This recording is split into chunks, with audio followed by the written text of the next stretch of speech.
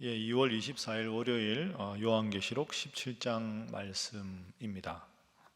말씀과 함께 제가 97페이지를 읽겠습니다. 여기서 바벨론의 정체를 분명하게 밝혀줍니다. 바벨론은 사치가 극에 달하고 만국을 음란하게 만드는 자색옷을 걸친 음녀로 묘사됩니다. 이 음녀는 7머리와 10뿔을 가진 붉은 짐승을 타고 있습니다. 성도들의 피에 취했기 때문에 이렇게 붉어졌다고 말합니다. 이 음녀가 그동안 짐승과 함께 하나님을 모독하고 성도들을 박해해 왔습니다. 그리고 모든 나라를 타락과 음란의 잔으로 취하게 만들었습니다. 그런데 이 음녀를 태우고 있던 짐승이 그 음녀를 죽이고 그 시체를 불사르는 놀라운 일이 벌어지기도 합니다.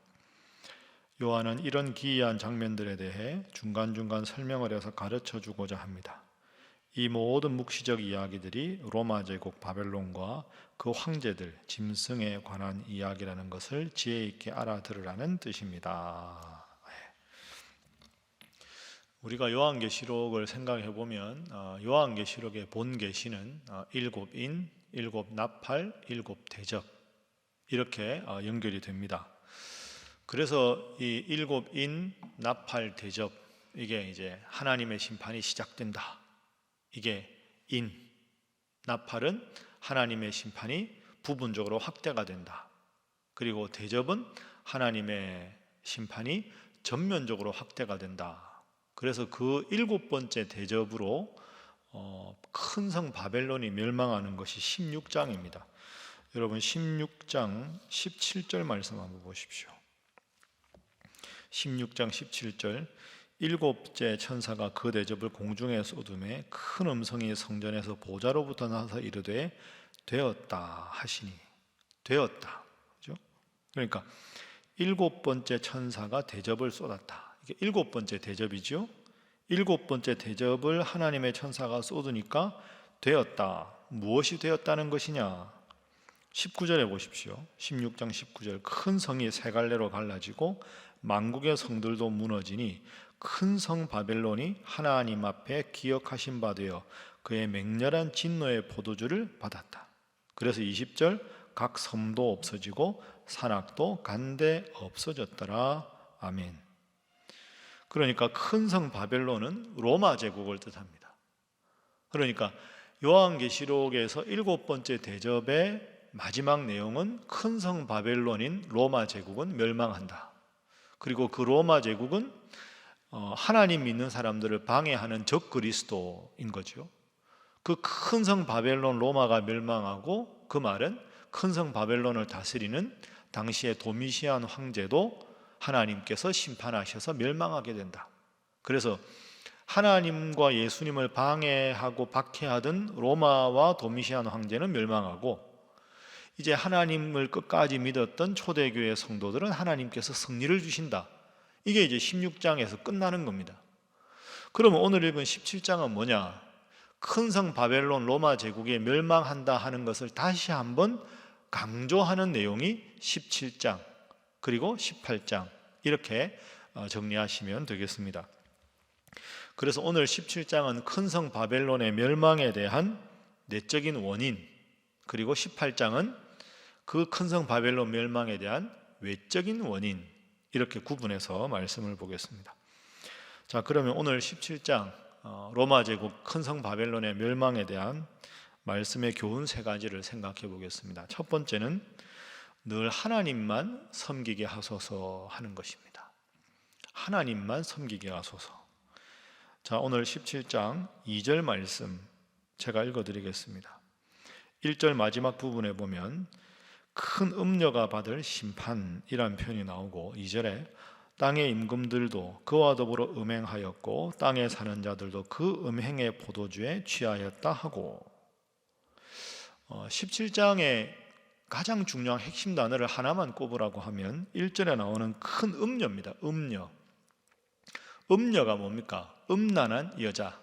쉽게 말해서 사랑해야 될 대상이 아닌 다른 배우자나 다른 사람들과 음란한 짓을 한 것. 이걸 영적으로 말하면 무슨 뜻일까요?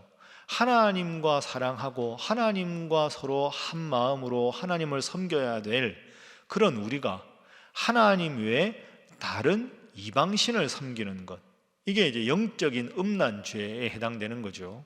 그러니까 1절에 큰 음녀가 받을 심판이라는 말은 하나님을 섬기지 않고 다른 우상을 섬긴 것, 더 중요하게 말하면 하나님 대신에 나를 섬기라 하고 적 그리스도 역할을 했던 로마 제국, 큰 성 바벨론에 이야기하는 것이 큰 음녀입니다.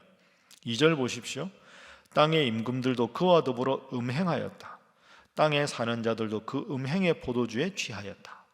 그러니까 로마 제국이 하나님 대신에 나를 섬기라 하고 말했고, 로마 제국에 있는 많은 초대교회 성도들을 제외한 사람들은 그 로마 제국과 똑같이 하나님 대신에 로마 제국을 섬기고, 도미시안 황제의 신상에 절을 하고, 큰 음녀인 도미시안 황제와 로마 제국의 그 영적인 음란한 걸 그대로 쫓았다. 그들을 하나님께서 멸망하게 하셨다 하는 것이 16장, 오늘 17장, 그리고 내일 화요일에 읽을 18장 말씀의 주제가 됩니다. 여러분, 그렇습니다. 요한계시록의 가장 중요한 주제는 하나님 믿지 않는 자들은 하나님 심판하시고, 하나님 믿는 자들은 끝까지 하나님을 믿으면 하나님께서 보호하시리라. 영적인 음행을 범하지 말아라. 이것이 요한계시록의 주제입니다. 이 방송을 보고 있는 우리 사랑하는 신일의 성도 여러분, 우리가 교회에서 새벽기도회를 모이는 것을 한시적으로 중단하고 있습니다. 그만큼 시대가, 그리고 시기가 어렵다는 뜻이지요. 교회에서 새벽기도회로 모이지 않는다고 해도 하나님 잘 섬기는 일, 이 신앙에 열심히 식어지지 않도록 열심히 하나님 잘 믿고 따르는 여러분 모두가 되시기를 주님 이름으로 축복합니다. 자, 이제 두 번째 교훈입니다. 오늘 본문의 두 번째 교훈은 이 땅에 이단 세력들이 멸망하게 하소서 하는 것입니다.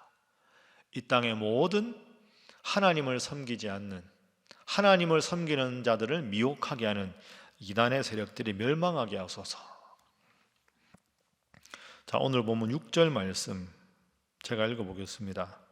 또 내가 보매 이 여자가 성도들의 피와 예수의 증인들의 피에 취한지라 내가 그 여자를 보고 놀랍게 여기고 크게 놀랍게 여겼다.